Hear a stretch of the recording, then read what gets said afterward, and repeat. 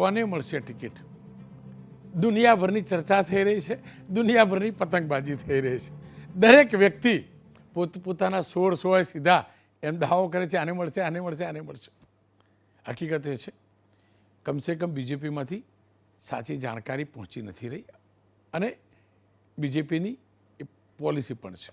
કોંગ્રેસમાંથી ક્યારેક ક્યારેક વાત બહાર આવી જતી હોય છે, પણ તર્કના આધારે ઘણું સ્પષ્ટ થતું હોય છે. એટલે જ તર્કના આધારે આપણે ચર્ચા કરતા હોઈએ છીએ.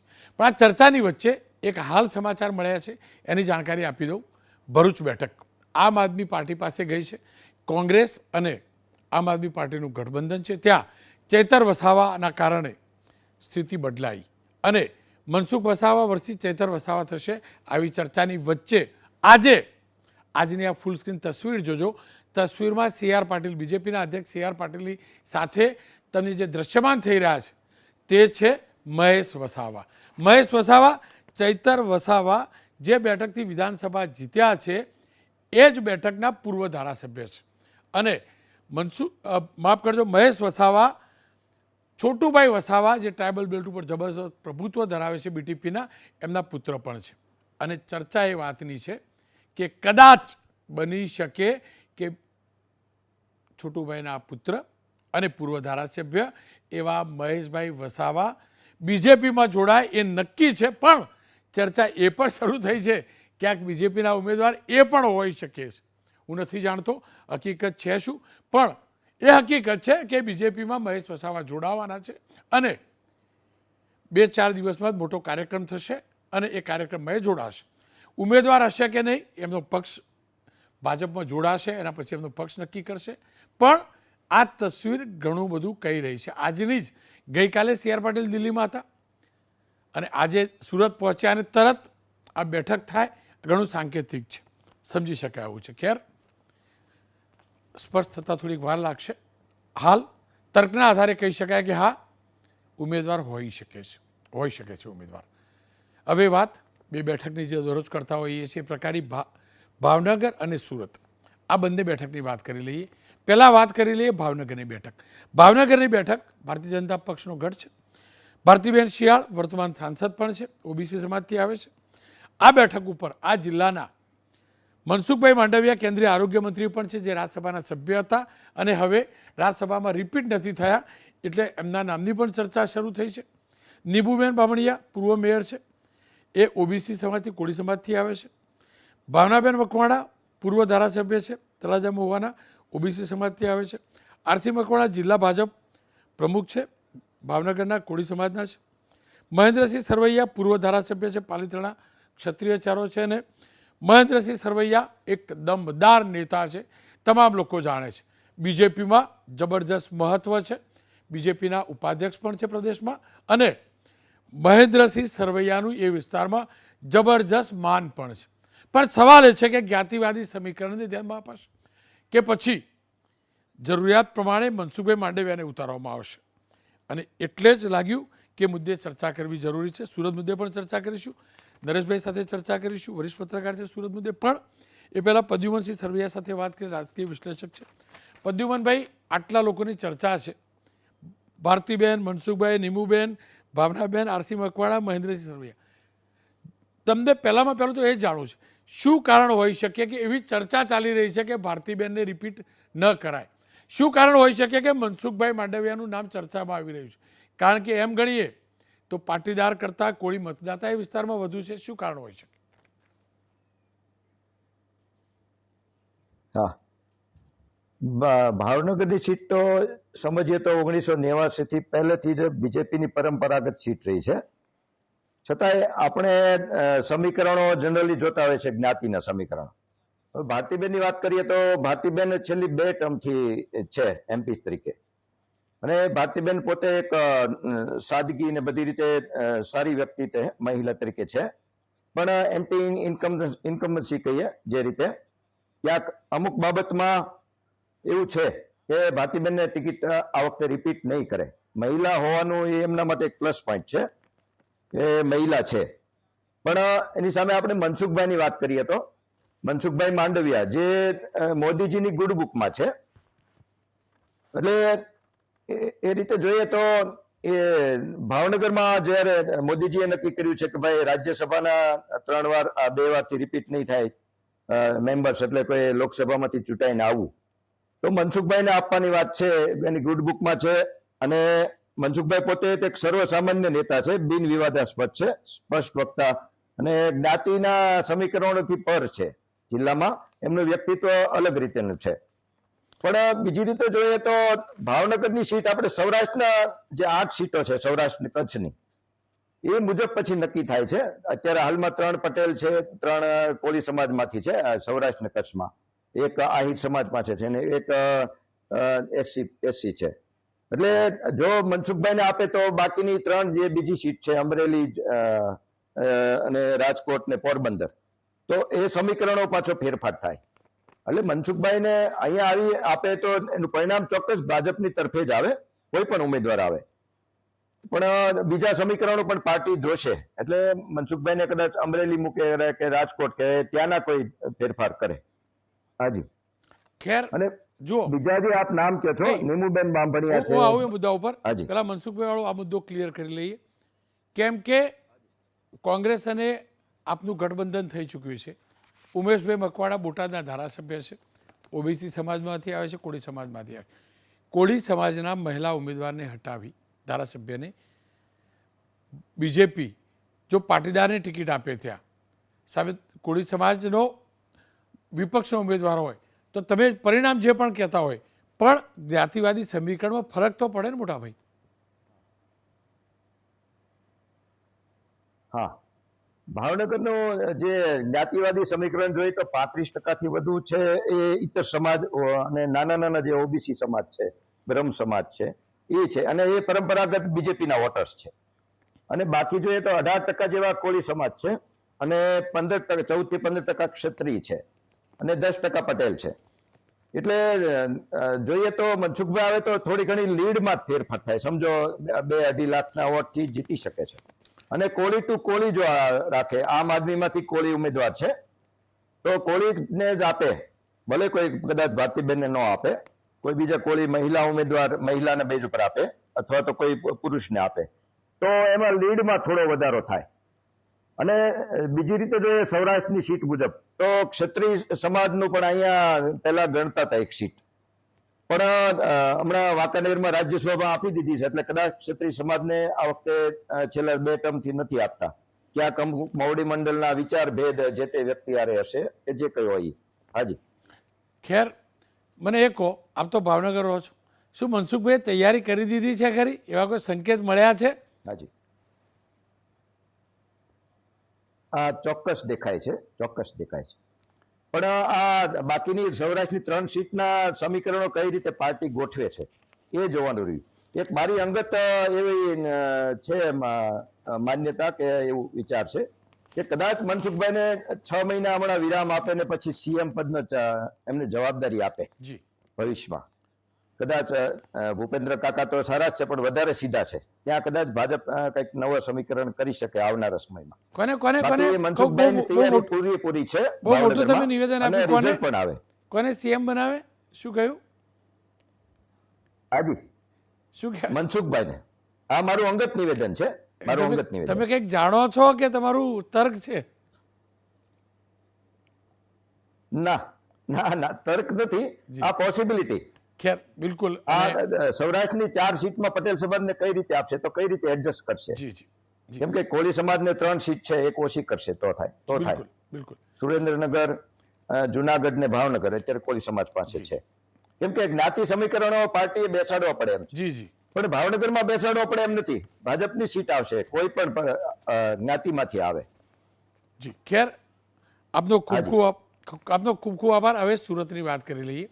સુરતની બેઠક, સુરત લોકસભા એ બેઠક છે જેને દેશને પહેલા ગેર કોંગ્રેસી પ્રધાનમંત્રી મોરારજીભાઈ દેસાઈના રૂપમાં આપ્યા હતા. મોરારજીભાઈ દેસાઈ સુરતથી લોકસભામાં પ્રતિનિધિત્વ કરતા હતા. મોરારજીભાઈ વલસાડ પોતાના વતનમાંથી હારેલા, પણ સુરતે એમને સાંસદ બનાવેલા. સુરત એ લોકસભા ક્ષેત્ર છે જ્યાં કાશીરામભાઈ રાણા સાંસદ હતા. કાશીરામભાઈ રાણા કેન્દ્રીય મંત્રી વાજપેયીજીની સરકારમાં હતા. સુરતની બેઠક 2 રીતે મહત્વની છે.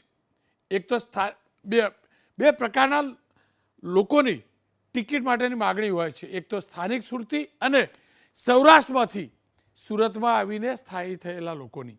આ તમામની વચ્ચે દર્શનાબેન જરદોશ એક મહિલા જેમને સંગઠનમાં જબરદસ્ત કામ કરેલું, પાયાથી શરૂઆત કરેલી, કોર્પોરેશનથી શરૂઆત કરેલી એ દર્શનાબેનને 2009માં પહેલી વાર ટિકિટ મળી, 2014માં બીજી વાર, 2019માં ત્રીજી વાર અને એ પણ વિક્રમી મતથી 2019માં જીત્યા હતા. રેલ રાજમંત્રી છે, ટેક્સટાઇલ રાજમંત્રી છે. જો એમને રિપીટ ન કરાય, 3 વખત બની ચૂક્યા છે, એટલે તો શક્યતા જે છે, નામ ચાલી રહ્યા છે, નામ ચર્ચામાં છે, તે નીતિનભાઈ ભજીયાવાળા પૂર્વ પ્રમુખ છે ભારતીય જનતા પક્ષના શહેરના, ધીરુભાઈ ગજેરા પૂર્વ ધારાસભ્ય છે, ઉદ્યોગપતિ પણ છે, બીજેપીમાં હતા, કોંગ્રેસમાં ગયા, પાછા બીજેપીમાં આવ્યા છે. મુકેશભાઈ દલાલ શહેર ભાજપના મહામંત્રી છે. એમાલી બોગાવાલા પૂર્વ મેયર છે, એટલે કે મહિલાની સામે રિપ્લેસમેન્ટ થાય તો મહિલા હોઈ શકે. જગદીશભાઈ પટેલ પૂર્વ મેયર છે. જગદીશભાઈ મૂળ સૌરાષ્ટ્રવાસી છે. એમાલીબેન બોગાવાલા, મુકેશ દલાલ અને નીતિન ભજીયાવાળા મૂળ સુરતી છે. ધીરુભાઈ ગજેરાવાલા સુરતમાં ચોક્કસથી રહ્યા છે, પણ સૌરાષ્ટ્રથી આવીને સેટલ થયેલા છે. કોણ હોઈ શકે અને કોંગ્રેસમાંથી કોણ ઉમેદવાર હોઈ શકે? નરેશભાઈ વરિયા જોડાય છે. નરેશભાઈ, તમને શું લાગે છે? બેનને રિપીટ કરશે? બેનને રિપીટ કરે તો બેનની જગ્યાએ બેન આવશે કોઈ, કે બેનની જગ્યાએ કોઈ ભાઈ આવશે, અને શું હોઈ શકે? રોનકભાઈ, તમે કહ્યું એમ કે અહીંયા સૌરાષ્ટ્રવાસી અને સુરતીઓની દાવેદારી રહી છે, અને હું માનું છું કે જે સૌરાષ્ટ્રવાસીના તમે નામ લીધા, ડૉક્ટર જગદીશભાઈ પટેલ હોય કે ધીરુભાઈ ગજેરા, મારી દ્રષ્ટિએ એમને આ વખતે કોઈ ચાન્સ મળવાની શક્યતા ઓછી છે. દર્શનાબેન લગભગ હવે 3 ટર્મ રહ્યા છે, એમને કેન્દ્રીય મંત્રી પણ બનાવ્યા. એમનો કોઈ ખરાબ ટ્રેક રેકોર્ડ પણ નથી, પણ 3 ટર્મ છે ને લાંબી એમની કારકિર્દી છે, તો એમની જગ્યાએ કોઈ બીજા વ્યક્તિને ચાન્સ આપવો એવી પાર્ટીની કદાચ એ હશે. અને બીજું કે મહિલાની સામે મહિલા, તો હેમાલી બોગાવાલાનું તમે નામ કહ્યું તો એ વાત બની શકે છે, પણ હું હમણાં આપણી ભાવનગરની ચર્ચા ચાલતી હતી અને સૌરાષ્ટ્રની વાત હતી, તો સૌરાષ્ટ્રમાં ગોવિંદભાઈ ભગતને તમે ધોળકિયાને રાજ્યસભાનું સાંસદ પદ આપ્યું, ત્યારથી એક વાત એવી હતી કે અહીંયા સૌરાષ્ટ્રવાસીઓને લગભગ ચાન્સ મળવાનો નથી. પણ હું એક મહિલાનું બીજી રીતે અહીંયા જોડું છું કે કદાચ ભારતીબેન સિયાલને ત્યાં એક કોળી ઉમેદવાર છે ને કાપીને એની જગ્યા અહીંયા જો રિપીટ કરો, કોઈ મહિલાને જો લેવામાં આવે તો કદાચ એ કોઈ મહિલા કોળી સમાજમાંથી પણ આવી શકે છે, કારણ કે કોળી સમાજનું પણ ભાજપ જો એનું બેલેન્સ જાળવવા માંગતું હોય તો એ બેલેન્સ પણ અહીંયા જળવાઈ શકે છે. આ ઉપરાંત આ જે બેઠક છે એની પર સુરતીને જ આ વખતે મળવાની વધુ પ્રબળ શક્યતા છે. સૌરાષ્ટ્રવાસીઓને આ વખતે અહીંયા ટિકિટ મળવાની નથી એવું દઢપણે માનું છું, કારણ કે હવે પછી જ્યારે ડિલિમિટેશન આવશે ત્યારે જે સૌરાષ્ટ્રવાસી અને સુરતીઓને જે વર્ષોથી બંને સૌરાષ્ટ્રવાસીઓની એક દાવેદારી રહી છે, એ દાવેદારી પણ સચવાઈ જાય એવા સમીકરણો હવે બનવાના છે. એટલે છેલ્લી ટર્મ છે કે જેમાં આ બંને સમીકરણ ભાજપે બેસાડવા પડે, અને એમાં ભારતીય જનતા પાર્ટીમાંથી મૂળ જે સુરતી છે એને ટિકિટ મળવાની પૂરેપૂરી શક્યતા છે. આ તો બીજેપીની વાત થઈ, ભાજપની વાત થઈ. નરેશભાઈ, કોંગ્રેસ એ પણ તો જૂનો પક્ષ છે. એક સમય તો કોંગ્રેસનો પણ દબદબો હતો દક્ષિણ ગુજરાતમાં. કોંગ્રેસમાંથી કોણ ઉમેદવાર હોઈ શકે? શું સંજય પટવા હોઈ શકે? શું અસલમ સાયકલવાલા હોઈ શકે? શું અન્ય કોઈ હોઈ શકે? તમને કોણ લાગે છે, કોણ હોઈ શકે દાવેદાર સુરત બેઠકથી? સુરત બેઠકમાંથી તો કોંગ્રેસમાંથી પસંદગી કોની કરવી એ એક મોટો મુદ્દો રહે છે. ગયા વખતે એમણે સુરતી વર્સિસ સૌરાષ્ટ્રવાસીનો પ્રયત્ન કર્યો હતો. આ વખતે પણ કદાચ પાર્ટી જ્યારે સૌરાષ્ટ્રવાસી અને સુરતી ફેક્ટર ભાજપ સુરતીને આપે તો એ સૌરાષ્ટ્રવાસીને પણ ઉતારી શકે છે. પણ હાલ પૂરતા એમની પાસે તમે કહ્યું તો કોઈ ઉમેદવાર નથી મળતા, અથવા નથી તો સંજય પટવા છે. અસલમ સાયકલવાળાની હું શક્યતા ખૂબ ઓછી જોઉં છું, અને બીજા પણ કોઈ નામ નૈસેદભાઈ બી છે, કોઈ ઉમેદવાર ઊભા જ રાખવાના હોય તો કોંગ્રેસ ઊભા રાખે, પણ એવા કોઈ મજબૂત ઉમેદવાર કોંગ્રેસમાંથી હશે કે કેમ એ અહીંયા સવાલ રહેવાનો છે. પડોશની સીટ બારડોલીની વાત કરી લઈએ, કેમ કે બારડોલીની અંદર સુરતનો પણ ઘણો હિસ્સો આવે છે, ટ્રાઇબલ રિઝર્વ સીટ છે. તમને શું લાગે છે, બારડોલીમાંથી કોણ હોઈ શકે? શું સાંસદ રિપીટ થાય કે કોઈ નવો ચહેરો હોય? બારડોલીમાંથી પણ રિપીટેશનની શક્યતા ઓછી લાગે છે અને એની જગ્યાએ જે પણ કંઈ દાવેદાર છે એ ગણપત વસાવાની દાવેદારી પણ રહી છે અને જિલ્લા ભાજપ પ્રમુખ છે ભરત રાઠોડ એમની પણ દાવેદારી રહી છે. આ બે મોટા દાવેદારો તરીકે ઉભરી આવ્યા છે અને જો એમાં કદાચ એમને રિપીટ નથી કરાતા પ્રભુ વસાવાને તો એમના સ્થાને વસાવાની બધે આ વખતે ભરત રાઠોડની પણ પસંદગી થઈ શકે છે. આપે ગણપતભાઈનું નામ કહ્યું, પણ આપને યાદ હશે ગણપતભાઈના પીએ સત્તાવાર પીએ હતા કે હું નથી જાણતો, એ વિવાદમાં પણ આવી ચૂક્યા હતા. આ સંજોગોમાં ગણપતભાઈ વસાવાની દાવેદારી ટકે છે ખરી, લાગે છે તમને? હા એ નથી એટલે મૂળ વાત આ જ છે કે એમનું નથી એટલે દાવેદારી એમણે કરી છે. પણ ભરત રાઠોડનું એટલે જ હું કહું છું કે ભરત રાઠોડ છે એમની શક્યતાઓ વધી જાય છે. જિલ્લા પંચાયતમાં પણ કારોબારી ચેરમેન રહી ચૂક્યા, અત્યારે જિલ્લા ભાજપના પ્રમુખ છે અને આ ભારતીય રોહનભાઈ આપણને ખબર છે રોનકભાઈ કે આ ભારતીય જનતા પાર્ટી છે. ક્યારેક શું કોઈને ચોંકાવી દેતું નામ પણ આવી શકે છે. પણ અત્યારની જે આપણે તર્ક છે કે જે ધારણા છે એ મુજબ મને આ પરિસ્થિતિ લાગે છે. કોંગ્રેસમાંથી કોણ હોઈ શકે? જો કોંગ્રેસમાં તો અનેક નેતાઓ છે, કમસે કમ બારડોલીમાં ટ્રાયબલ બેલ્ટને. કોંગ્રેસમાંથી તો તુષાર ચૌધરી બી દાવેદારી કરી શકે છે, ભલે ત્યાં ધારાસભ્ય તરીકે રહ્યા હોય ખેડબ્રહ્મામાંથી, તો એ પણ એક લડી શકે છે. એક ફાઇટ ઊભી કરવા માટે કોંગ્રેસ આ સીટ પર તુષાર ચૌધરીને લડાઈ શકે છે. જૂના જે કોંગ્રેસી છે એ ઈશ્વર વૈયા જે એમની સામે સંતોષ હતો ને એ પણ ટ્રાઇબલ બેલ્ટના એક નેતા છે, તો એ પણ અહીંયાથી લડી શકે છે.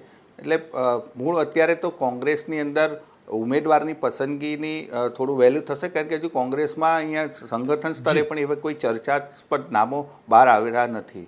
નરેશભાઈ, આપનો ખૂબ ખૂબ આભાર. ખેર ફરી એકવાર કહીશ, સૂત્રોથી કમસે કમ બીજેપીમાંથી કોણ ઉમેદવાર છે એની જાણકારી નથી આવતી. અમે જે પણ ચર્ચા કરી છે તે તર્કના આધીન કરી છે. બારડોલીની વાત કરતા તો એવું પણ બની શકે કે કોંગ્રેસમાંથી કોઈ નેતા ભાજપમાં આવે, બીજેપીમાં આવે અને એને પણ ટિકિટ મળે, જેવી રીતે આપણે ભરૂચની ચર્ચા કરી રહ્યા હતા બીટીપીવાળી. આ તમામની વચ્ચે મને એક જાણકારી મળી છે, સૂત્રોથી કાચી જાણકારી મળી છે, એટલે હું નામ નથી કહેતો કારણ કે સ્પેક્યુલેશન કે પતંગબાજી ન કરવી જોઈએ. પરંતુ દમણ લોકસભા બેઠક ઉપર કોંગ્રેસ જબરજસ્ત તૈયારી કરી રહી છે અને દમણ લોકસભા બેઠક ઉપર, કેમ કે ઘણી નાની લોકસભાની બેઠક છે, 30-40 હજાર મત જેને મળે એ જીતતા હોય છે. આ સંજોગોમાં કોંગ્રેસ કોઈ મોટું નામ, કોઈ મોટા ઉમેદવાર, કોઈ મોટા ચહેરાને દમણથી ઉતારવાનું વિચારી રહ્યું હોય, એઆઈસીસી પ્લાનિંગ કરી રહ્યું હોય, એ પ્રકારની પ્રાથમિક અને કાચી જાણકારી છે. એનો કોઈ તર્ક નથી, સૂત્રોની જાણકારી ચોક્કસથી છે, પરંતુ એ પ્રાથમિક જાણકારી છે. અપેક્ષા પણ છે અને ચર્ચા પણ છે કે મોડી રાત સુધીમાં બીજેપીની 100 કરતાં વધુ દેશભરના લોકસભાના ઉમેદવારોની યાદી જાહેર થશે. ચર્ચા પણ એ વાતની પણ છે કે ગુજરાતના 26માંથી કમસે કમ 15 બેઠકની યાદીમાં નામ હશે, બેઠકોના ઉમેદવારના નામ હશે. અને જો યાદી જાહેર થશે, રાત્રે ગમે એટલા વાગે થશે, આપની ચેનલ એબીપી અસ્મિતા, કોંગ્રેસ હોય કે બીજેપી કે આમ આદમી પાર્ટી, તમામ પક્ષોની ઉમેદવારો અને રાજકીય જાણકારી, રાજકીય માહિતી સતત સચોટતા ચકાસણી સાથે પ્રસારિત કરતું રહેશે. ફરીથી કહીશ, આ જાણકારી તર્કના આધીન છે. યાદી આવશે ત્યારે જ ખબર પડશે સુરતમાં કોણ અને ભાવનગરમાં કોણ.